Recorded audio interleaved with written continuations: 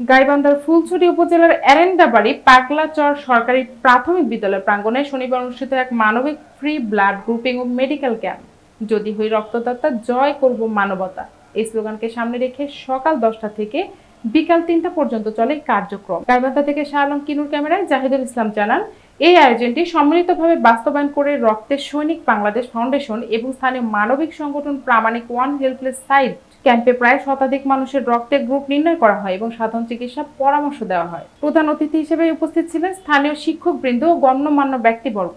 সংগঠনের সভাপতি আকরামুল ইসলাম, সহ-সভাপতি রাজু, যুগ্ম সাধারণ সম্পাদক সোহেল রানা এবং সদস্যবৃন্দ আলমগীর হোসেন মনির, হাসান, ইব্রাহিম, ফরহাদ, সিয়াম, সাদ্দাম, মেহেদি, সোলাইমান, শুকুর ও সাগরের তৎপরতায় এই আয়োজনকে সফল করে তোলে। এছাড়াও জামালপুর জেলা শাখার সভাপতি মোহাম্মদ মানসুর আহমেদ আবির, ডিএম আশিকুজ্জামান, সুরাইয়া আক্তার সনি ও সনে আলম নুন্নবী সহ অনেকে সহযোগিতা করেন।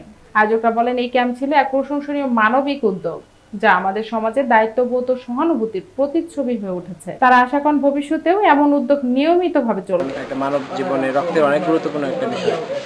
কখন কার কোন রক্ত লাগে, তোমাদেরকে আমাদের এই প্রত্যন্ত অঞ্চলে এত সুন্দর একটা পদক্ষেপ নেওয়ার জন্য এবং রক্ত পরীক্ষা করার জন্য এই বিষয়ে অনেকে অনেক অসচেতন থাকে। রক্তর গ্রুপ কি তাও জানে না। আমি নিজেও আজকে এই রক্তর গ্রুপটা সম্পর্কে একটু জানলাম। এভাবে আর কি আমি নিজেও খুশি এবং এলাকার পক্ষ থেকে আমি তোমাদেরকে অনেক ধন্যবাদ জানাচ্ছি এ ধরনের উদ্যোগ নেওয়ার জন্য। তোমরা ভালোভাবে এভাবে পরিচালনা করো, আমি এটাই আর